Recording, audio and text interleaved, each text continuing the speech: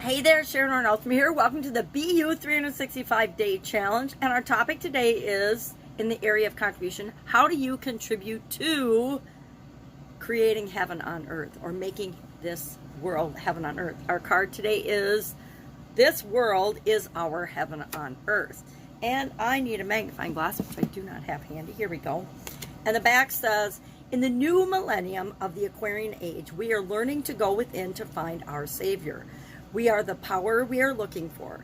Each of us is totally linked with the universe and with life, which basically says it's up to each and every one of us to create the life we want, to create heaven on earth. So I started thinking about it and came up with a list of 10 different ways we can begin to create heaven on earth right now, meaning we can make the world a better place. We can make our lives better by doing these 10 things. You don't have to do all of them, but if you do one here and one there, I guarantee it will make your life better and life will feel more like heaven on earth.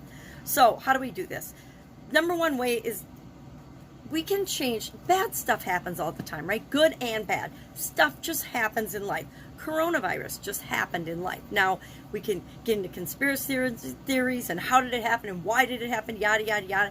But it doesn't really matter, does it? Because the fact is it happened and it changed the world forever. It changed most of our lives forever.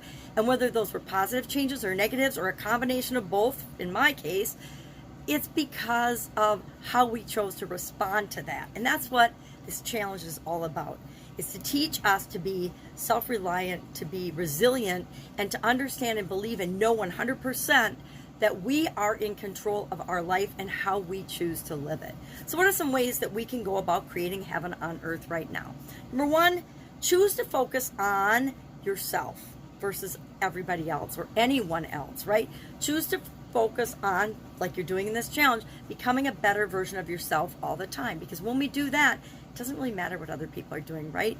It doesn't matter if other people are lying, cheating, stealing, creating, doing crimes, or making the world a better place, as long as we are making the world a better place and creating what it is that we want. In each situation, there are positives and negatives. Bad stuff happens, good stuff happens. It's up to us to decide.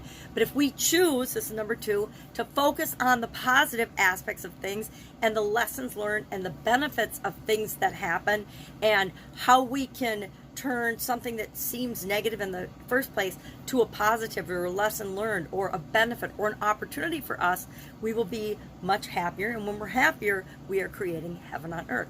And when we're living and being, we'll get to that. When we're being ourselves, we just talked about that, we are setting the example for other people to be themselves as well. Number three, choose gratitude. The only way we get more of what we want in life is when we appreciate what we already have. If you want a new car or a bigger, better house or a better relationship or a relationship at all, you have to appreciate who you are, where you are, what you've got right now. And by appreciating that and knowing it's a value, you open yourself up to the possibility of more and better. Number four, choose to breathe deeply. It's amazing, and I catch myself doing this every once in a while. If I'm stressed out or worried or doubtful or fearful or having any negative emotions, I tend to breathe really shallowly, like in my throat or just in my nose and head.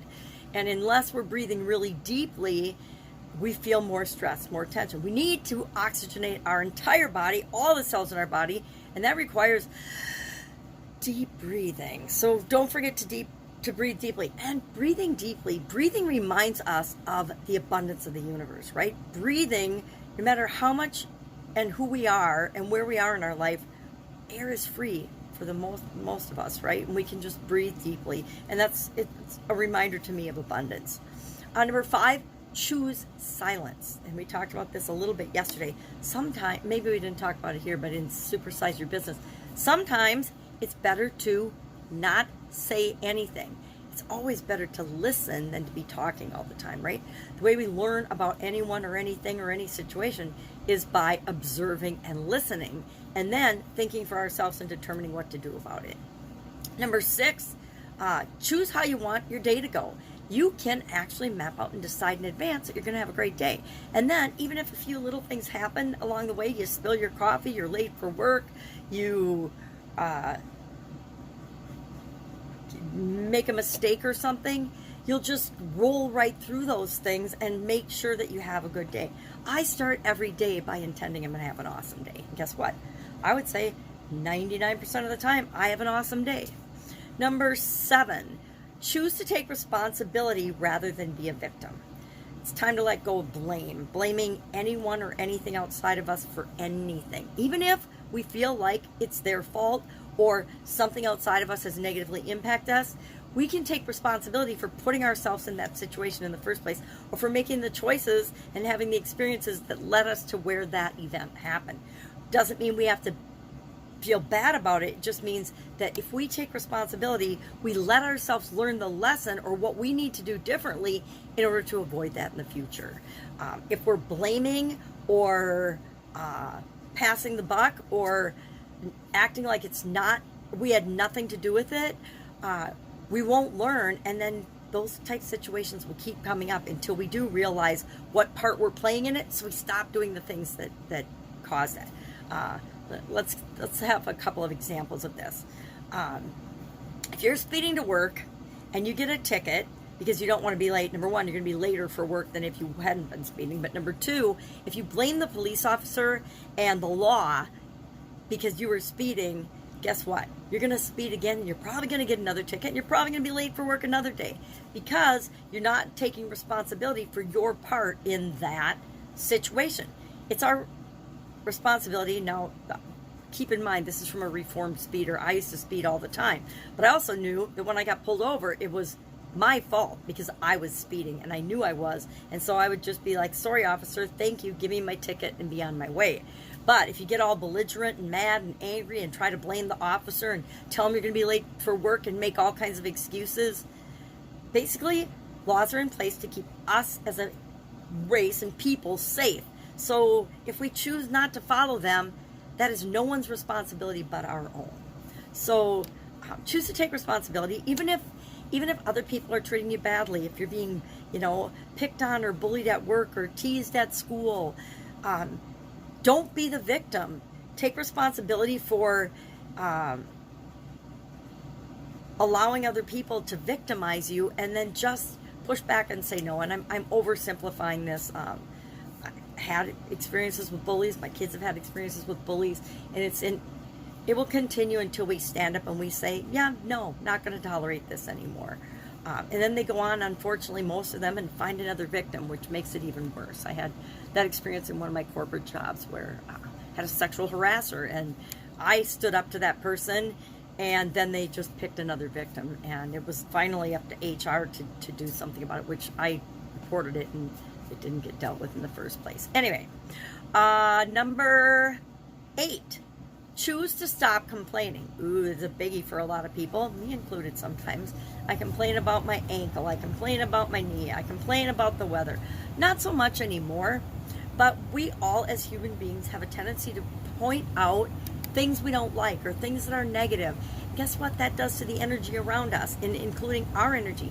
Tanks it, right? It brings us down, and usually everyone around us who is in earshot of the complaining, or who can even feel the complaining and the bitching and moaning coming off of us, it messes up everybody's energy. So commit to yourself that whenever humanly possible, you are going to stop complaining about stuff. One of the things I kind of stopped complaining about is, and I stopped looking up, is the weather. Because guess what? I have zero control over the weather. I don't know how to create a weather machine, and if I did, I'm not even sure I would, because I think weather and the uncertainty of it is kind of exciting, right? We have to make decisions and choices on the fly based on what the weather is, not count on it. I always joke that weather forecasting and weather prediction is one of the only jobs on the planet you can be wrong 90% of the time and still have your job. Number 9, choose questions rather than being negative. Instead of just complaining or trashing other people's ideas or thoughts or comments or conversations, ask them questions to understand. Instead of spewing out your thoughts, opinions, and feelings about everything, ask someone else's questions so that you can understand where they're really coming from, to see if what you think you want to say really adds value or if it detracts from the relationship, the conversation, making the world a better place. Number 10, ask yourself the question, how can I create what I want? How can I create heaven on earth for myself and those I love and care about? So those are just 10 things that I thought of this morning, actually yesterday and last night, that can make the world a better place. And none of them cost anything but time and energy, right? And are choosing to deal with life and situations in a more positive way than a negative way. That doesn't cost us anything. That's free, right? And actually, the benefits are infinite. So today, our action item is to share one thing that you do, or if you're not doing any of these things, one thing that you will start doing today, like now, to make your life better. Because by making your life better, you're making the world a better place.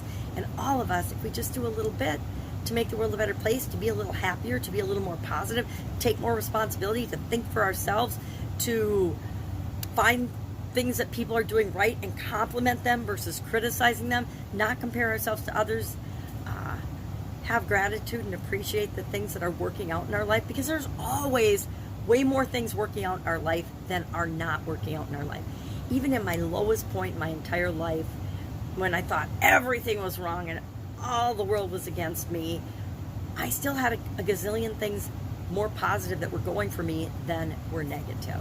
And it isn't until we focus on those positive things and build on those that we create the life we want and heaven on earth.